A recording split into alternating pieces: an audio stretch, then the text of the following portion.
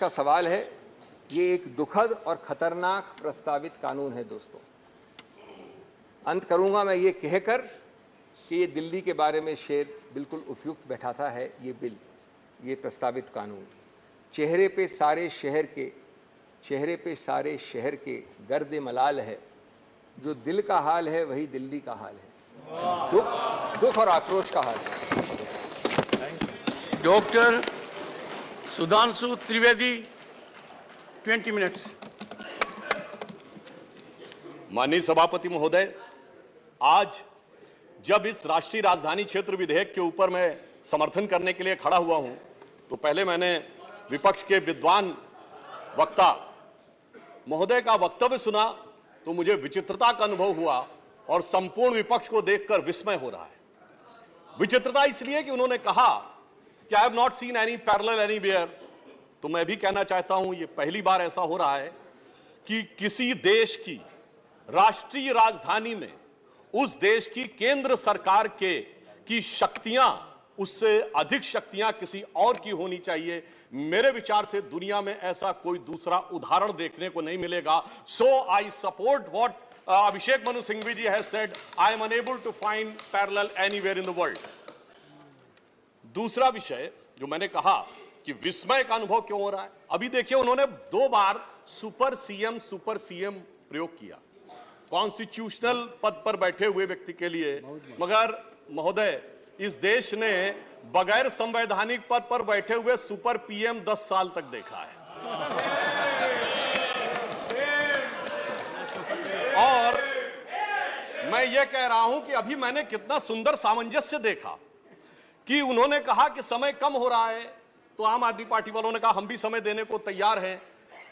सारे विपक्ष को देख के विस्मय होता है कि कांग्रेस पार्टी, जिसका कि 3 राज्यों में स्थिति यह रही कि गुजरात में वोट हाफ कर दिया। बिल्कुल बता रहे हैं, सुनिए तो, अरे सुनिए तो, बता रहे हैं। सॉरी, गुजरात मेंबर्स का vote one second. Dr. Abhishek Singhvi was heard in rapt attention. This is the decorum of the house. No. Yes, I am coming to that, sir. Let me do not get into disruptive mode. Dr. तो मैं कहना चाहता हूं कि ये लोग किस तरीके से आए हैं साथ में।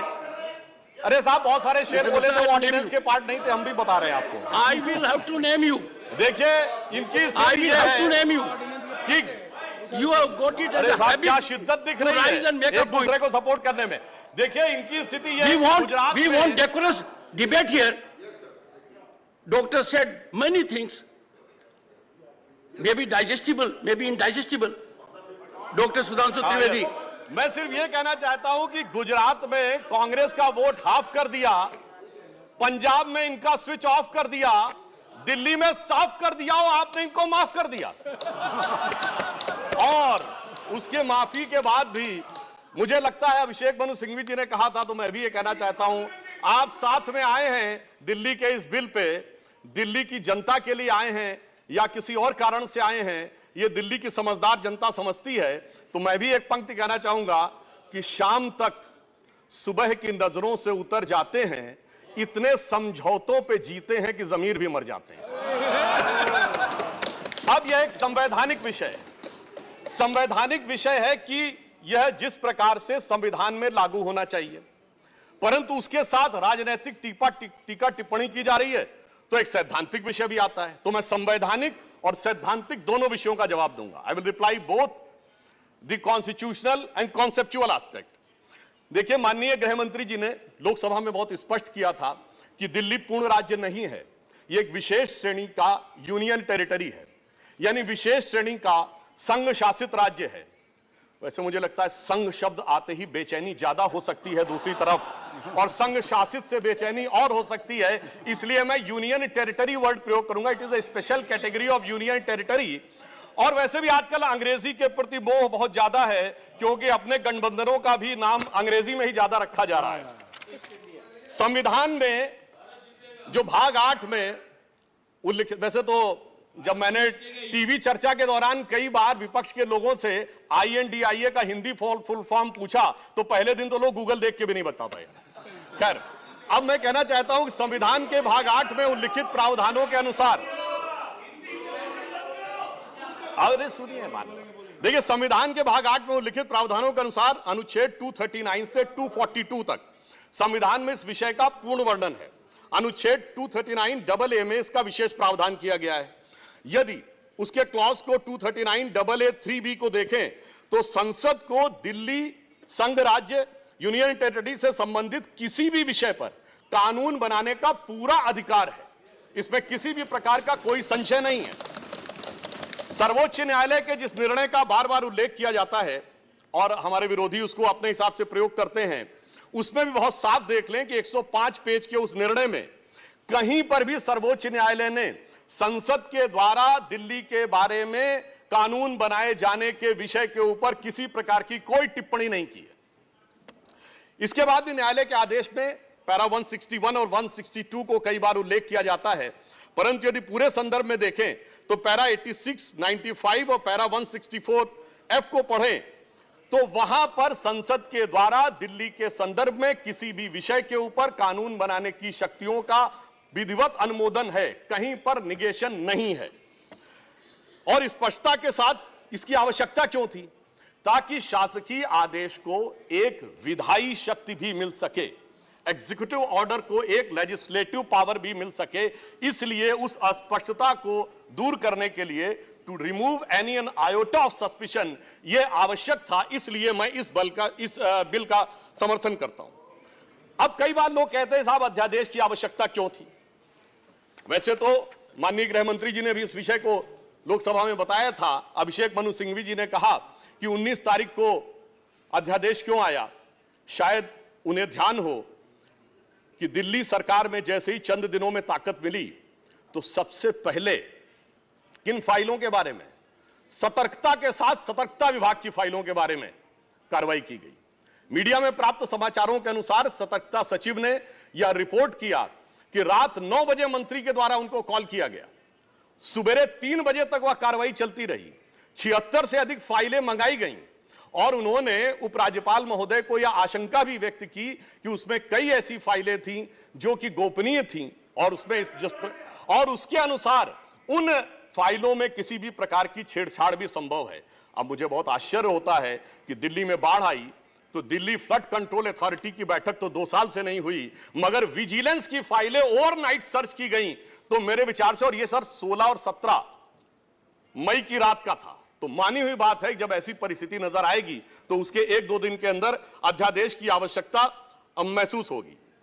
यहां मैं एक और बात भी कहना चाहता हूं कि ब्यूरोक्रेसी पे नियंत्रण की बात आम आदमी पार्टी की सरकार के द्वारा की जाती है, तो ये लोग तो अपनी एक पैरेलल ब्यूरोक्रेसी भी बना चुके हैं, क्योंकि अनेक प्रकार के समाचार पत्रों में आया है कि कई ऐसे लोग जो कि आम आदमी पार्टी के पदाधिकारी हैं, वो सरकारी पदों पर भी विद्यमान हैं और सरकारी पदों पर रहते हुए सरकारी शक्तियों का भी उपयोग कर रहे हैं।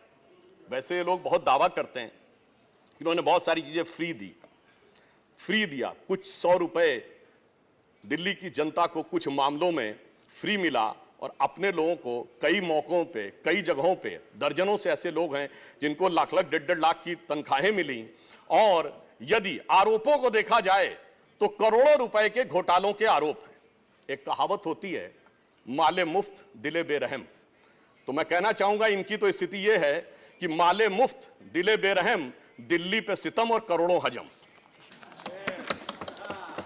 अब एक और बात जो ब्यूरोक्रेसी के नियंत्रण की बात है, तो मैं ध्यान दिलाना चाहता हूं, इस दिल्ली प्रदेश में एकमात्र ऐसा प्रकरण हुआ जो पूरे देश के इतिहास में बहुत विचित्र था कि दिल्ली के मुख्य सचिव ने दिल्ली के मुख्यमंत्री आवास के अंदर अपने साथ मैन हैंडलिंग का आरोप लगाया। मेरे विचार से पूरे भारत के इतिहास में ऐसा कोई उदाहरण नहीं होगा कि इस प्रकार की बात, इस प्रकार का आरोप लगा हो और वह भी मुख्यमंत्री की उपस्थिति में लगा हो। यह दर्शाता है कि ब्यूरोक्रेसी को नियंत्रण करने की जो छटपटाहट है उसमें वास्तविकता में वो फितरत क्या है। और मैं एक टेक्निकल पॉइंट कहना चाहता हूं, दिल्ली का कोई स्टेट कैडर नहीं है, जैसे राज्यों का कैडर होता है तो राज्य का मुख्यमंत्री उस कैडर को नियंत्रित करता है। जो आईएएस और आईपीएस अधिकारी होते हुए यूनियन टेरिटरी कैडर में आते हैं, जब वो सारे राज्यों में, सारी केंद्र शासित राज्यों में उनका स्थानांतरण हो सकता है, तो मैं आपके माध्यम से विपक्ष से पूछना चाहता हूं कि यदि दिल्ली के एक अधिकारी का ट्रांसफर गोवा होना है और दिल्ली के सीएम की उस पर एब्सोल्यूट अथॉरिटी होगी, तो यह कैसे संभव हो सकता है? इसलिए यह आवश्यक है कि इस विषय के ऊपर केंद्र सरकार की शक्तियां परिभाषित हो। अब एक दूसरी बात भी है, दिल्ली में स्टेट कैडर भी नहीं है, यानी जैसे स्टेट पब्लिक सर्विस कमीशन होता है और राज्य के कैडर होते हैं, तो यहां भी दानिश कैडर है, यानी दानिश कैडर में भी 3-4 यूनियन टेरिटरी आती हैं, दमन दीव और अन्य। अब दानिश कैडर के एक अधिकारी की जरूरत यदि अंडमान में या दमन दीव में भी होगी और दिल्ली का मुख्यमंत्री यह तय करेगा, तो क्या यह संवैधानिक दृष्टि से उचित है? इसलिए मैं कहना चाहता हूं कि माननीय गृह मंत्री जी ने जो यह विषय रखा है वो पूरी तरीके से उचित है। अब दुरुपयोग की बात में मैं एक और बात कहना चाहता हूं, इनकी वास्तविक मंशा क्या थी। दिल्ली में एक जनरल फाइनेंशियल रूल 2019 है जो ये कहता है कि 10 करोड़ रुपए से अधिक का अगर किसी भी प्रकार का व्यय होगा तो वह मंत्री की शक्ति से बाहर होगा और वह एलजी के पास जाएगा। महोदय, इनके मुख्यमंत्री जी का जो मकान या वजीर आला का अजीमुशान महल बनाने के लिए जो बिल बने साहब, वो पूरे उसके एक साथ नहीं बने। 10 करोड़ से कम के 8.5, 8, 7.5, 9 करोड़ रुपए के डिफरेंट बिल बने और एक मद ऐसा है जिसमें कि मुख्यमंत्री कार्यालय के कर्मचारियों के लिए, महोदय जानते कितने का बिल बना? 9.99 करोड़, यानी 0.01 से कैसे बचा जा सकता है कि टेंडर न करना पड़े, मन मुताबिक खर्चे कर लिए जाएं। यह दर्शाता है कि नियमों के प्रति और ब्यूरोक्रेटिक नियमों के प्रति इनके मन में क्या आस्था है। और इतना ही नहीं, दिल्ली मेट्रो के लिए तो वृक्ष काटने की परमिशन वर्षों तक नहीं मिलती थी, मगर मुख्यमंत्री आवास के लिए वृक्ष काटने की परमिशन उनको मिल जाती थी। अब इसके साथ मैं एक और बात कहना चाहता हूं, एक नैतिकता, सैद्धांतिकता का सवाल उठाया जाता है। तो मैं कोट करना चाहता हूं कि दिल्ली के मुख्यमंत्री जी ने, जिनका वो आलीशान शीश महल बना हुआ है, उन्होंने 27 अक्टूबर 2013 को शीला दीक्षित जी के विषय में लिखा था ट्वीट, और उनको मैं कोट कर रहा हूं। उन्होंने कहा कि दिल्ली की मुख्यमंत्री शीला दीक्षित जी के घर में 10 एसी लगे हैं, मैंने तो सुना है कि बाथरूम में भी एसी लगे हैं, कौन भरता है इस एसी का बिल? और आगे वो कहते हैं, मेरा तो कलेजा कांप उठता है ये सोचकर कि दिल्ली की 40% जनता झुग्गियों में रहती है, तो कोई मुख्यमंत्री ऐसे आलीशान घर में कैसे रह सकता है। मैं कहना चाहता हूं, देखिए, केजरीवाल जी का कलेजा कापा हो या ना कापा हो, रूह कापी हो ना कापी हो, रूह है क्या है, किसकी रूह है, उस पर मैं टिप्पणी नहीं करना चाहता, मगर मैं एक बात जरूर कहना चाहता हूं कि शीला दीक्षित जी जहां भी होंगे उनकी रूह को बहुत तकलीफ हो रही होगी कि जब उनके ऊपर ऐसी बातें करने वालों के साथ वो सारे लोग आज आकर खड़े हुए होंगे। वैसे महोदय, उनके घर में 10 एसी थे, यहां तो 15 टॉयलेट भी हैं, और इतना ही नहीं, 1-1 करोड़ रुपए के पर्दे भी लगे हुए हैं, और 1 करोड़ रुपए के पर्दे का एस्टीमेट है। और इतना ही नहीं, अब सुनिए, उनके सामने एक दूसरी समस्या हो गई है कि अभी तक जो बातें चल रही थी, अब उनके सामने यह समस्या है कि उन चीजों को कैसे छुपाएं। देखिए, मैं इनके लिए कहना चाहूंगा कि अब उनकी फितरत जग जाहिर हो चुकी है। तो आज आम आदमी पार्टी की स्थिति यह है कि अब जो चेहरे से जाहिर है छुपाएं कैसे, तेरी मर्जी के मुताबिक नजर आए कैसे। अब इस घर को सजाने का तसव्वुर हुआ बात की बात, अब तो मुश्किल है कि इस घर की हकीकत को छुपाएं कैसे। और यहां पर इसके बाद मैं कटाक्ष के बाद एक बात करुणा के साथ कहना चाहता हूं कि अन्ना हजारे के आंदोलन से निकली हुई वो पार्टी जो एक कमरे के मकान में रहते थे, और उससे निकली हुई पार्टी आज सैकड़ों करोड़ के आलीशान मकान में रहती हैं, तो मैं कहना चाहता हूं कि दिल्ली की जनता और जिन जिन लोगों ने उस आंदोलन का समर्थन किया उनके ऊपर भी एक आघात है। और साथ ही साथ ये एक बात का और भी संकेत देता है, फूड फॉर थॉट है देश के लोगों के लिए, कि एक्सपेरिमेंटल पॉलिटिक्स कई बार बड़े विचित्र परिणाम भी देती है। अब किसी नए नवेले प्रयोग को आजमाने का वक्त नहीं है, बल्कि आजमाए हुए मोदी जी के नेतृत्व को चमकाने का वक्त है। और बहुत से लोग ये कहते हैं, संवैधानिक नैतिकता का प्रश्न उठाते हैं कि अध्यादेश क्यों लाया गया। अध्यादेश के लाने का तात्कालिक कारण मैंने बता दिया, और वैसे मैं अपने विपक्ष के लोगों के सुलभ संज्ञान के लिए बता देना चाहता हूं कि इन लोगों ने कितनी बार अध्यादेश लाए हैं। नेहरू जी की सरकार में 70 बार, इंदिरा जी के जमाने में 77 बार, राजीव जी के समय में 35 बार, नरसिम्हा राव जी के समय में 77 बार, मनमोहन सिंह जी के समय में 61 बार, और जो यूनाइटेड फ्रंट गवर्नमेंट बनी थी भाजपा विरोध में, उसमें 1.5 साल में 77 बार। तो मुझे लगता है अध्यादेश का विषय उठाने से पहले इस अंक गणित को भी देख लेना चाहिए। अब मैं एक और बात कहना चाहता हूं, जो संविधान की दुहाई देते हैं उनके लिए, ये तो वो लोग हैं सभापति महोदय जिनकी संविधान में क्या आस्था है। इन्होंने संसद के द्वारा पारित सीए कानून के खिलाफ विधानसभा में प्रस्ताव पारित कर दिया। यह संविधान का सम्मान है। और वो सिटीजनशिप अमेंडमेंट एक्ट था। नागरिकता का विषय तो पूर्ण राज्य का भी विषय नहीं हो सकता, और तो उसके बावजूद दिल्ली सरकार ने पारित कर दिया। तो इसका अर्थ हुआ कि ये जिस प्रकार के कार्य करते हैं उनका संविधान में कोई आस्था नहीं है। और अभिषेक मनु सिंघवी जी अभी कह रहे थे इलेक्टेड गवर्नमेंट, तो मैं याद दिलाना चाहता हूं, after the 72nd and 73rd constitutional amendment there are 3 tier of government, जिसमें एक म्युनिसिपल और जिला पंचायत, एक स्टेट और एक सेंटर। तो मान्यवर, ये तो राजीव गांधी जी लाए थे। तो आपके मन में ना ऊपर वाली इलेक्टेड गवर्नमेंट के लिए सम्मान है ना नीचे वाली, क्योंकि चंद महीने पहले तक तो ये एमसीडी से भी लड़ते थे और दिल्ली से भी लड़ते थे। तो जब आप कॉन्स्टिट्यूशनल वैलिडिटी की बात करें तो मेरे विचार से तीनों गवर्नमेंट की बात होनी चाहिए, और केंद्र सरकार के संबंध में केंद्र से अधिक संवैधानिक शक्ति इलेक्टेड गवर्नमेंट में इस विषय के ऊपर किसी और की नहीं हो सकती। और मैं एक और बात वेदना के साथ कहना चाहूंगा, ये तो वो लोग हैं जिन्होंने गणतंत्र दिवस की परेड पर भी संवैधानिकता की बात करते हैं, जिस दिन संविधान लागू हुआ उसकी पूर्व संध्या पे प्रदर्शन किया था। महोदय, मैं बताना चाहता हूं, जिस समय इमरजेंसी लगी थी तब भी हमने कभी 15 अगस्त और 26 जनवरी के दिन राजनीति करने का प्रयास नहीं किया। तो वो लोग जब संवैधानिकता की दुहाई देते हैं तो बहुत आश्चर्य लगता है। और जब बार बार यह स्पष्ट किया जा चुका है कि फुल स्टेट नहीं है महोदय, मगर ये फुल स्टेट से भी संतुष्ट होने वाले नहीं है। इन्हें तो सुपर स्टेट चाहिए, और फुल स्टेट से सुपर स्टेट की दौड़ में मुझे डर इस बात का है कि मेंटल स्टेट में भी ना पहुंच जाए कहीं, तो कोई आश्चर्य की बात नहीं हो सकती है।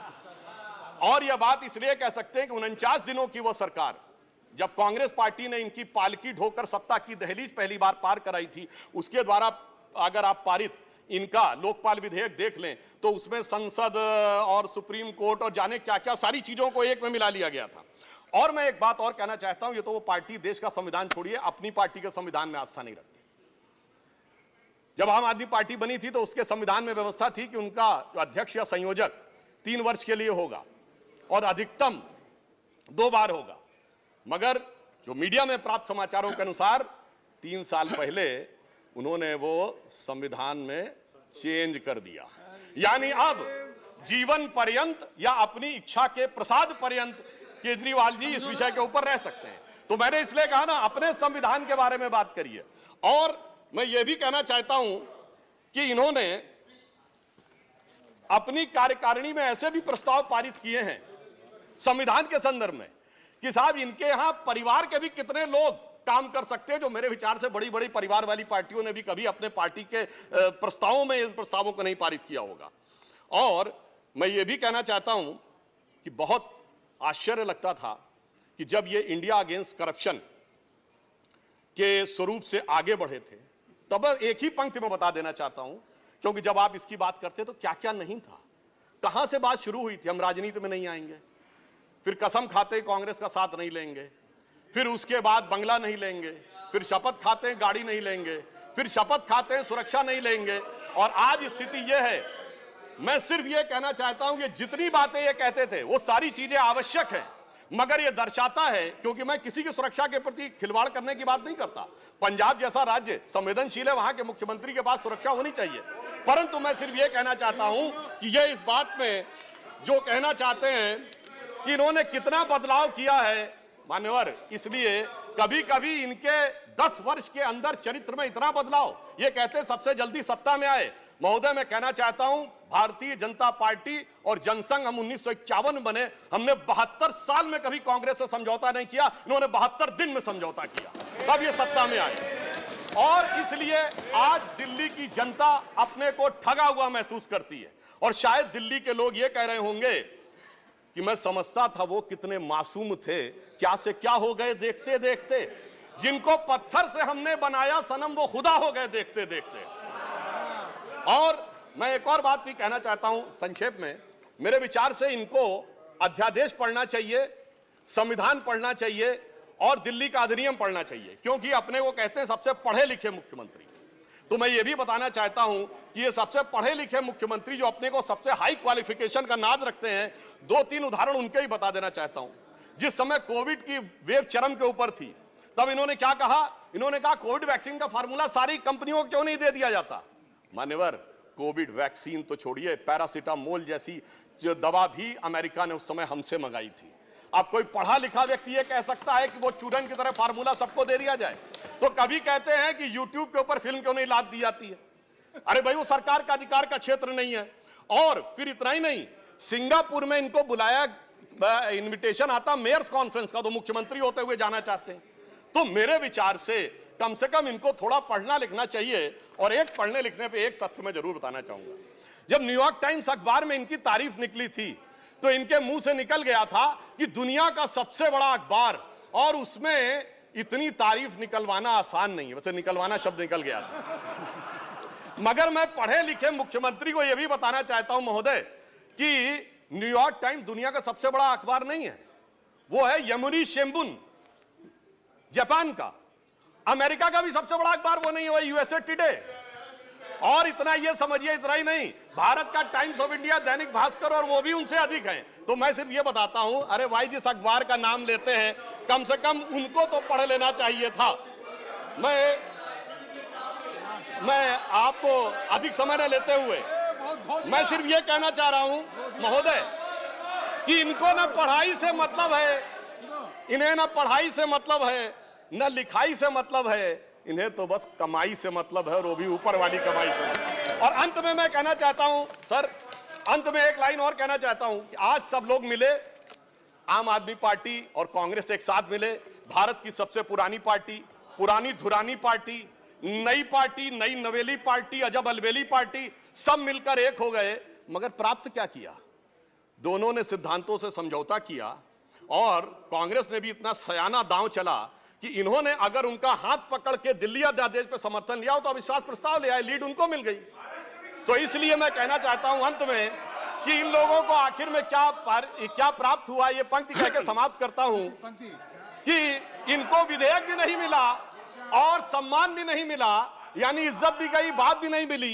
तो एक पंक्ति कहता हूं, न तुम ही मिले, आप लोगों के लिए लागू है, न तुम ही मिले, न मयस्सर तुम्हारी दीद हुई, दीद मतलब साइट, न तुम ही मिले, न मयस्सर तुम्हारी दीद हुई, तुम ही कहो ये मुहर्रम हुई कि ईद हुई। सुखेंदु शेखर रे, श्री सुखेंदु शेखर। त्रिवेदी ने बड़े जोश के साथ और बहुत शेर शायरी के साथ